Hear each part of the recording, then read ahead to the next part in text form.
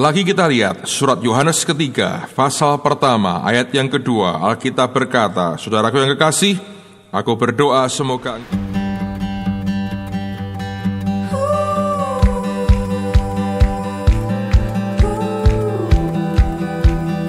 semoga engkau baik-baik dan sehat-sehat saja dalam segala sesuatu, sama seperti jiwamu baik-baik saja.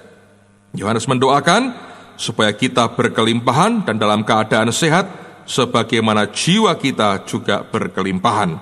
Yang kita mau bahas pada hari ini adalah, apa alasan Tuhan mau kita hidup berkelimpahan atau hidup diberkati?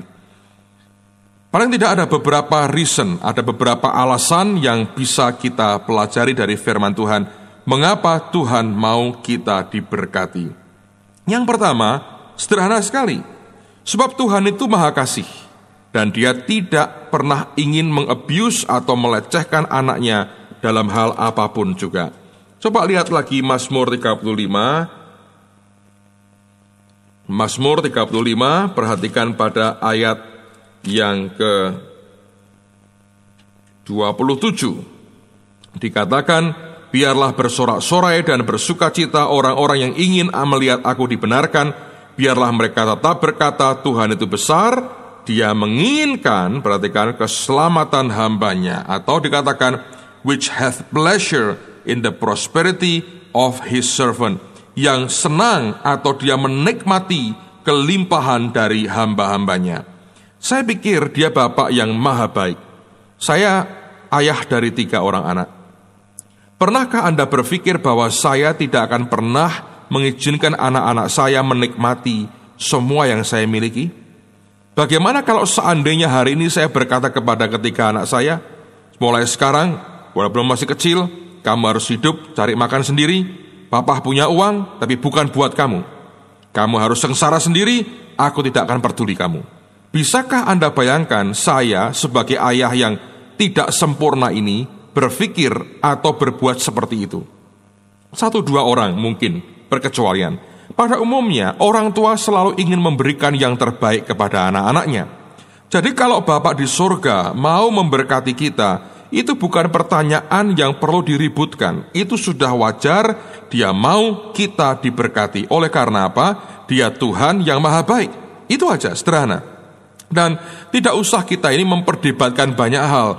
Apakah harus kaya, harus tidak. Kaya dan tidak itu relatif, saudara. Yang Dia mau itu limpah. Limpah artinya lebih dari cukup, more than enough.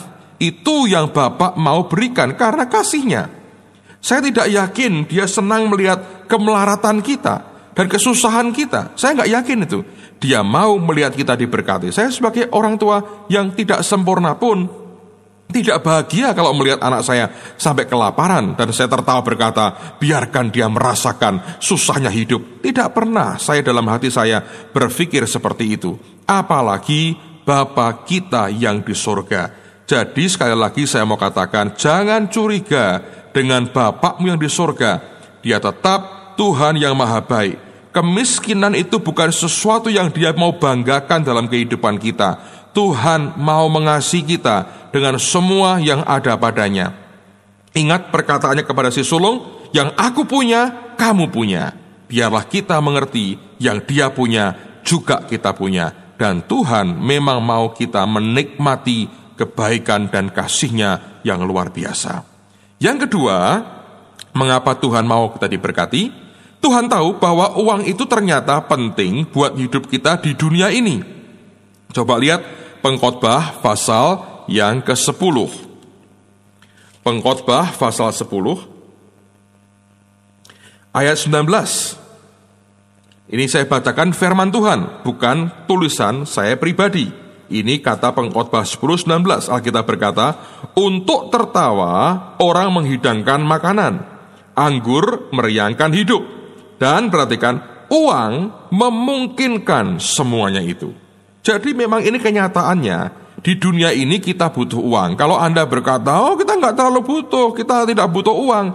Saya berkata, mari jangan munafik, saudara. Kalau Tuhan berkata, uang memungkinkan semuanya itu, Tuhan mengerti. Di dunia ini kita butuh uang sebagai sarana untuk menunjang kehidupan kita. Dan Tuhan mengerti selama kita di dunia tetap kita butuh akan yang namanya uang. Nah, kalau Bapak yang baik melihat kebutuhan anak-anaknya seperti ini, saya percaya Dia pasti mau memberikannya di dalam hidup kita dunia ini. Lihat 1 Korintus pasal yang ke-7. Orang yang berumah tangga atau yang akan berumah tangga harus mengerti akan realita ini.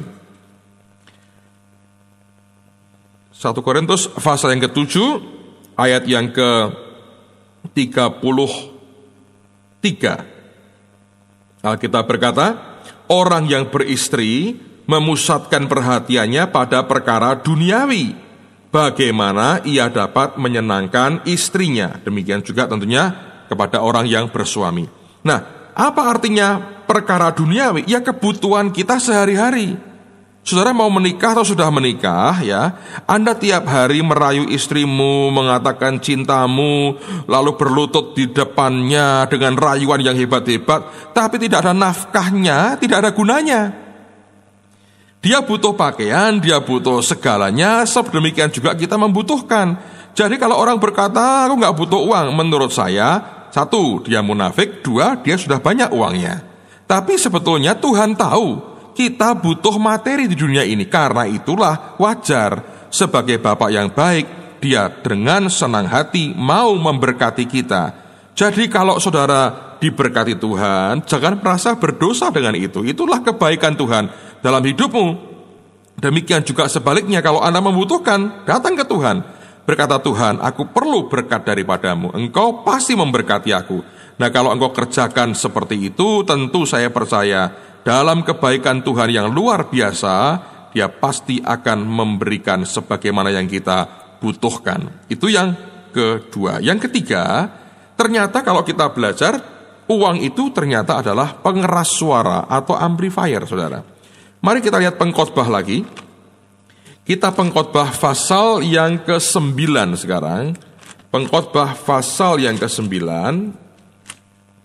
Nah, kalau Anda sudah dapatkan Pengkhotbah 9, lihat bersama dengan saya pada ayat yang ke-13 mulai. Pengkhotbah 9 ayat 13 sampai 16. Hal ini juga kupandang sebagai hikmat di bawah matahari dan nampaknya besar bagiku. Ada sebuah kota yang kecil, penduduknya tidak seberapa. Seorang raja yang agung menyerang dan mengepungnya dan mendirikan tembok-tembok pengepungan yang besar terhadapnya. Di situ terdapat seorang miskin yang berhikmat. Dengan hikmatnya ia menyelamatkan kota itu, tetapi tidak ada orang yang mengingat orang yang miskin itu. Kataku, hikmat lebih baik daripada keperkasaan, tetapi perhatikan, hikmat orang miskin dihina dan perkataannya tidak didengar orang. Alkitab mengatakan, kekayaan itu seperti amplifier. Lihat, hikmatnya itu menyelamatkan kota, tapi tidak diingat lagi dan tidak didengarkan orang, hanya karena satu hal, yaitu bahwa dia dalam keadaan miskin. Nah, kalau Allah memberkati kita, saya percaya hikmat Tuhan, kekuatan Tuhan, perkataan Tuhan akan digaungkan lebih kuat lagi. Tidak berarti bahwa kita hidup dan melayani berdasarkan keuangan kita, tapi ada fakta yang mengatakan bahwa hikmat orang miskin itu dilupakan oleh orang. Orang miskinnya dihina, perkataannya dilupakan, dia dihina oleh orang. Kenapa? Karena kemiskinan. Hari ini misalnya ya, kalau saudara datang ke saya dan saya menyampaikan firman ini, tapi saya sendiri hidupnya melarat, tidak punya apa-apa, untuk makan aja bergumul, bisakah saya mengajarkan akan firman ini kepada saudara? Kalau saya sebagai orang yang bergumul setiap hari, berhubungan, bergaul dengan firman, dan tidak menikmati akan kuasa firman, saya pembohong. Untuk apa mendengarkan orang yang dia merasa paling banyak bergaul dengan firman, tapi paling tidak merasakan akibat firman? Untuk apa? Tidak mungkin kita mendengarkan orang seperti itu. Orang yang mengaku dirinya bergaul dengan firman, orang itu saya percaya haruslah orang yang pertama-tama menikmati hasil buah daripada kebenaran firman. Dan saya berkata kepada saudara, saya menikmati perkataan Tuhan, dan ini perkataan Tuhan ya dan amin. Tuhan memang mau kita menikmati hidup yang berkelimpahan. Ada banyak orang yang berkata, well, aku tidak perlu ini, aku tidak perlu itu. Saya berkata, Anda rugi besar, karena ini bagian dari apa yang Tuhan janjikan dalam kehidupan kita. Anda harus sadar begini, saudara, bahwa kemiskinan itu mengerikan sekali. Saya teringat sebuah cerita. Ini dialami oleh seorang misionari Korea yang tinggal di Kamboja, di Phnom Penh. Satu hari dia pagi-pagi keluar, dia jalan di Phnom Penh, dan dia melihat pemandangan yang mengerikan. Dia lihat seorang ibu, tunawisma, gelandangan, tidur dengan anak gadisnya umur kira-kira 12-13 tahun, di emperan sebuah toko. Dan pagi-pagi itu datang, seperti tukang becak lah, seperti itu ya, datang. Lalu orang ini mau memperkosa si anak perempuan ini. Si anak bangun, dia teriak-teriak, ibunya bangun, ibunya marah. Lalu terjadi pembicaraan antara tukang becak ini dengan ibu ini. Dan orang Korea ini melihat, si ibu ini diberi uang kira-kira 3.000 rupiah uang kita. Lalu dia balikkan badannya, dia tutup telinganya, dia biarkan anaknya disetubui, diperkosa oleh tukang becak tadi. Ketika gadis Korea ini melihat, dia begitu marah. Setelah semuanya selesai, dia datang kepada ibu ini, dia bentak ibunya, dia marah sekali, dia berkata, kenapa kau jual anakmu? Anda tahu, si ibu ini berkata, kamu tidak hidup di tempat aku hidup. Kalau kamu hidup di tempat aku hidup, kamu juga akan jual dirimu dan jual anakmu, supaya kita bisa makan setiap hari. Apakah itu kerohanian? Saya gak percaya, saudara. Saya mau Anda dan saya adalah anak-anaknya. Di situ bukan tempat kita. Tuhan mau kita diberkati. Jadi perhatikan, yang pertama, kenapa Allah memberkati kita? Karena Tuhan Dia maha baik dan Dia tidak mengabuse kita. Yang kedua, Tuhan tahu uang itu penting buat kita. Yang ketiga, kita tahu bahwa uang adalah amplifier, pengeras suara.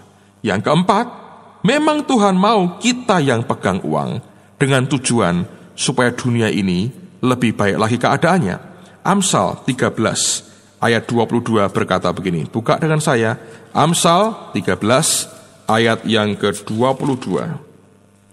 Alkitab berkata, orang baik meninggalkan warisan bagi anak cucunya. Bayangkan, kalau orang baik saja, belum orang benar loh saudara, orang baik saja itu meninggalkan warisan bagi anak cucunya.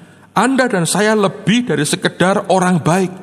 Kita ini orang benar, lebih dari orang baik. Tapi kalau orang baik, Alkitab berkata, meninggalkan warisan bagi anak cucunya. Bisakah kita kelak meninggalkan warisan buat anak cucu kita? Tidak mungkin ditinggalkan warisan kalau Tuhan tidak memberkati kita. Tetapi Alkitab berkata, kekayaan orang berdosa disimpan bagi orang benar. Mengapa Allah mau kekayaan itu diberikan kepada orang benar? Amsal 15 ayat yang ke-6 berkata begini. Amsal 15 ayat yang ke-6 berkata begini. Di rumah orang benar ada banyak harta benda, tetapi penghasilan orang fasik membawa kerusakan. Nah, kalau orang benar pegang uang, tidak ada kerusakan. Tapi kalau orang fasik yang pegang uang, kerusakan di mana-mana. Lihat korupsi merajalela, ketidakadilan di mana-mana. Orang begitu melarat di mana-mana, yang kaya tambah kaya, yang miskin makin melarat. Kenapa? Karena yang pegang uang sebagian besar adalah orang fasik, sehingga penghasilannya itu membawa kerusakan. Sedangkan kita orang benar, kita merasa tidak perlu uang. Nah, akhirnya orang fasik berkata, kalau engkau tidak mau uang, aku mau uangnya. Di dunia ini akibatnya kita melihat uang dipegang oleh orang fasik. Dan ini yang membuat sebetulnya dunia tambah hari tambah rusak. Kalau kita yang diberkati, yang kenal Tuhan, dibenarkan pegang uang, saya yakin dunia ini akan lebih baik lagi. Ada seorang peneliti berkata begini, saudara, kalau semua uang di dunia ini dibagi rata oleh penduduk dunia ini, ya, semua uang di dunia ini dibagi rata semua, tiap kepala sebetulnya berhak sekitar 70 miliar rupiah. Itu berarti setiap tahun kita tanpa kerja dibayar 1 miliar. sampai umur 70 tahun. Itu lebih dari cukup sebetulnya. Tapi kenyataannya ada banyak yang miskin yang melarat. Kenapa? Karena kekayaan itu sebagian besar dipegang oleh orang fasik, orang yang tidak takut akan Tuhan. Nah, ini yang berakibat kerusakan di mana-mana. Alangkah luar biasanya kalau orang seperti saudara yang takut akan Tuhan, yang pegang uang, pasti kita akan punya dunia yang lebih baik lagi. Dan yang terakhir, yang kelima, kenapa Tuhan mau kita diberkati? Supaya kita jadi berkat. Coba buka Kejadian 12 lagi sekarang. Kejadian 12. Ini yang tidak boleh kita lupakan, Anda diberkati supaya engkau jadi berkat. Kejadian 12 ayat yang pertama sampai dengan ayat yang ketiga, Alkitab berkata, berfirmanlah Tuhan kepada Abram, pergilah dari negerimu dan dari sanak saudaramu dan dari rumah bapamu ini ke negeri yang akan kutunjukkan kepadamu. Aku akan membuat engkau menjadi bangsa yang besar dan memberkati engkau serta membuat namamu masyhur dan engkau akan menjadi berkat. Perhatikan, kita diberkati supaya kita jadi berkat. Aku akan memberkati orang-orang yang memberkati engkau dan mengutuk orang-orang yang mengutuk engkau, dan olehmu semua kaum di muka bumi akan mendapat berkat. Orang yang diberkati diharapkan akan jadi berkat bagi orang lain. Nah, lagi sekarang lihat Roma 10, perhatikan ayat yang ke-13. Roma 10 ayat yang ke-13. Apa tujuan kita diberkati? Harus jelas. Di antaranya adalah supaya kita jadi berkat. Dalam hal apa? Dalam hal pemberitaan Injil tentunya. Alkitab berkata, Roma pasal yang ke-12, ini ada ayat yang luar biasa, yang kalau kita bisa perhatikan, akan membuat kita mengerti apa yang Tuhan inginkan dalam kehidupan kita. Roma 12, Tuhan mau kita jadi berkat. Ayat 13 dikatakan, Alkitab berkata, bantulah dalam kekurangan orang-orang kudus, dan usahakanlah dirimu untuk selalu memberikan tumpangan. Ajaib sekali, dikatakan, bantulah dalam kekurangan orang-orang kudus. Nah, bagaimana kita bisa membantu kalau kita sendiri tidak diberkati? Bagaimana kita bisa membantu kalau kita sendiri masih minta bantuan? Tuhan mau kita diberkati supaya kita jadi berkat. Roma 12 ayat yang ke-13, saya ulang lagi, dikatakan, bantulah dalam kekurangan orang-orang kudus, dan usahakanlah dirimu untuk selalu memberikan tumpangan. Bagaimana kita bisa memberikan tumpangan kalau kita sendiri hidup dalam keadaan kekurangan dan butuh tumpangan? Jadi dengan ini sebetulnya jelas dan tegas sekali bahwa Tuhan mau kita diberkati supaya kita jadi berkat bagi orang lain. Nah, masih banyak alasan lain, saudara, dan nanti kita akan bahas lebih jauh lagi dari waktu ke waktu. Tapi saya mau katakan demi kasih Tuhan, bahwa Tuhan memang ingin saudara hidup dalam berkat dan dalam kelimpahannya. Jangan tolak apa yang Allah serencanakan yang terbaik buat hidupmu. Tuhan memberkati saudara.